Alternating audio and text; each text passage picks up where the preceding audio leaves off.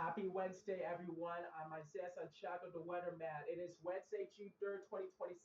I have to apologize that I keep editing the video multiple times, and I'm sorry for that because I want to get this perfectly right this time. But thank you for joining me this afternoon. I'm meteorologist Isaiah Santiago, and I appreciate you joining me. This afternoon, I want to talk to you about the 2026 Atlantic hurricane season and what we can expect for this year. But to kick things off, there's good news in the tropics. We're not tracking anything the next 7 days. So, low signs of tropical activity over the next 7 days, which is definitely good news for us at least. If you have any questions or concerns, please let me know as soon as possible by sending me a text down in the comment section down below. I'll be more than happy to answer your questions for you. And if you have any questions, please let me know, and I'll be more than happy to help you.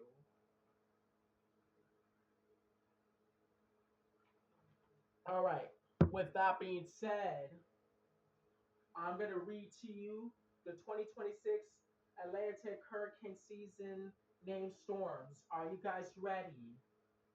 All right, here we go. The 2026 Atlantic hurricane season named storms are Arthur, Bertha, Cristobal, Dolly, Edward, Faye, Gonzalo, Hannah, Isaias, Josephine, Kyle, Leah, Marco, Nana, Omar, Paulette, Renee, Sally, Teddy, Vicky, and Walfred. Okay? Those are the 2026 Atlantic hurricane season named storms that we're expecting this year. I just want to let you know briefly that hurricane season begins on June 1st, 2026. We are quiet right now. It's supposed to be quiet for the remainder of June. And July is looking okay, which is happening next month. No tropical activity for this month for June and next month in July. But it's really August, September, and October where we're going to see more tropical storm activity in the Gulf. And then November, it should quiet down some until November 30th, 2026. The Atlantic hurricane season will end on November 30th, 2026, and that falls on a Monday. So please keep those dates around. The peak of the hurricane season begins on September 10th, 2026, and that falls on a Thursday this year. So please pay attention. Saharan dust comes from Africa, and that usually limits the tropical storm activity. And it will be gone by mid-August. I'm saying by August 15th, the Saharan dust from Africa is going to leave, and that's going to make our tropical storm development much stronger than it has been. All right. With that being said, let's go ahead now and talk about the 2026 Atlantic hurricane season outlook activity. According to Colorado State University and NOAA, they're expecting named storms up to 8 to 14 named storms this year, 3 to 6 hurricanes this year, and major hurricanes 1 to 3 this year for the 2026 Atlantic hurricane season. And here's the good news about the percentages for the 2026 Atlantic hurricane season. We have a 55% chance for below normal season, a 35% chance and of near normal season, and a 10% chance of above normal season, which means that we have a low chance to see some very high activity in the Gulf. So we're expecting a slightly below average season for the 2026 Atlantic hurricane season. The reason why is because of a strong El Nino that's going to be happening later in the summer and later on during the hurricane season. It's going to ramp up on August and September. That's going to limit the storm activity. Not only that, it's going to create some lower wind shear. It's going to make the wind shear a little bit weaker.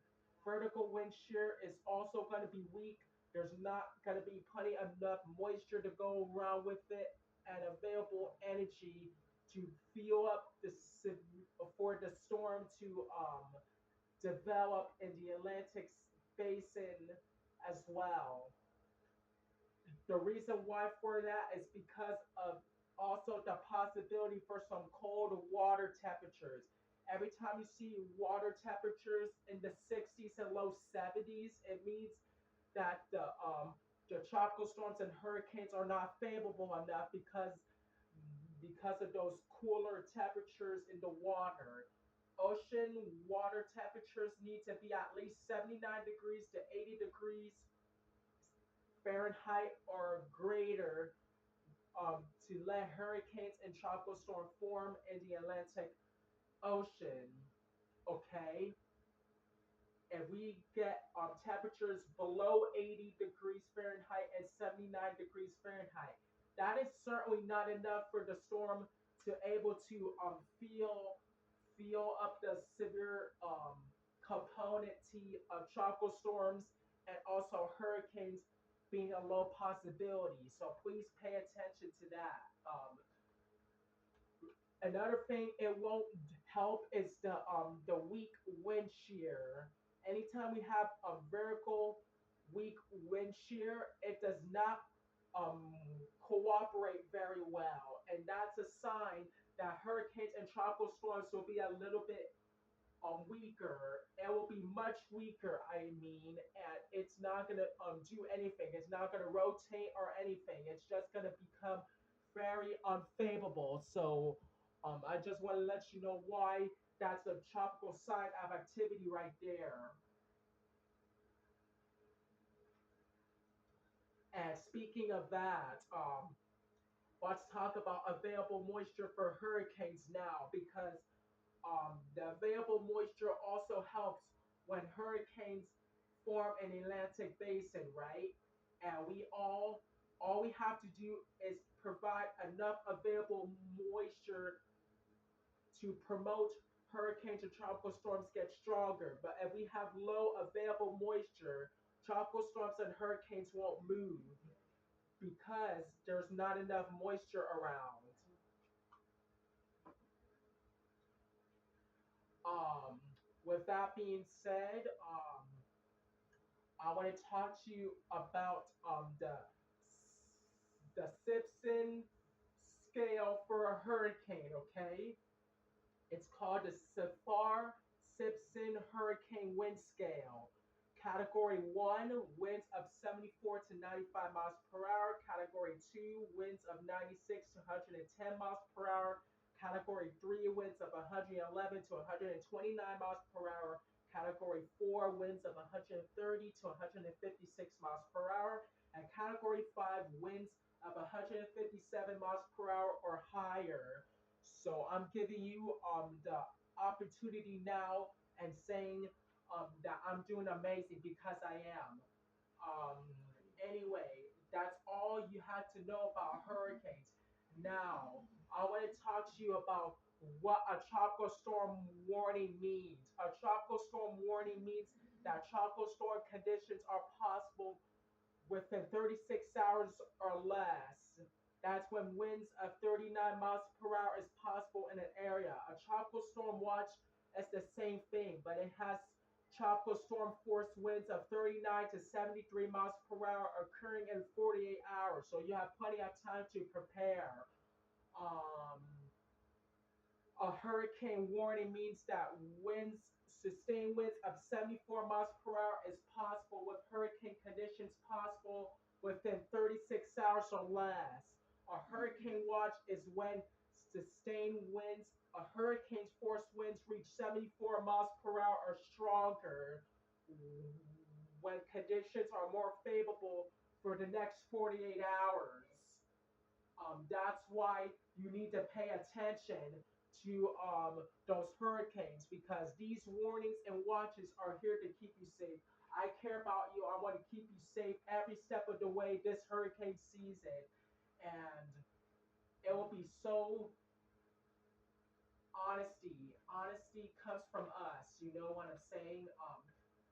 It's good to talk to you about this stuff because hurricanes are usually very heartbreaking stuff, and I have to go through that once when Hurricane Irma hit my area, my recent home in Storm, Florida in 2017. That's when me, my brother Josiah, Noah, Eddie Jr., Malachi, and Sarai had to move to North Carolina due to Hurricane Irma that happened later on that year in 2017.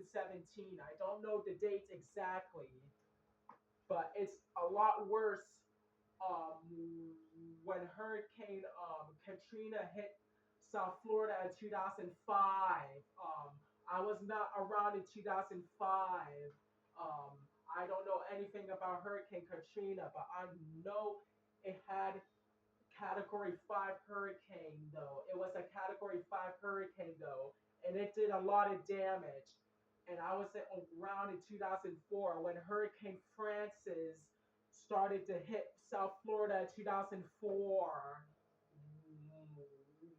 When it reached a Category 4 or a Category 5 system. Very scary, right?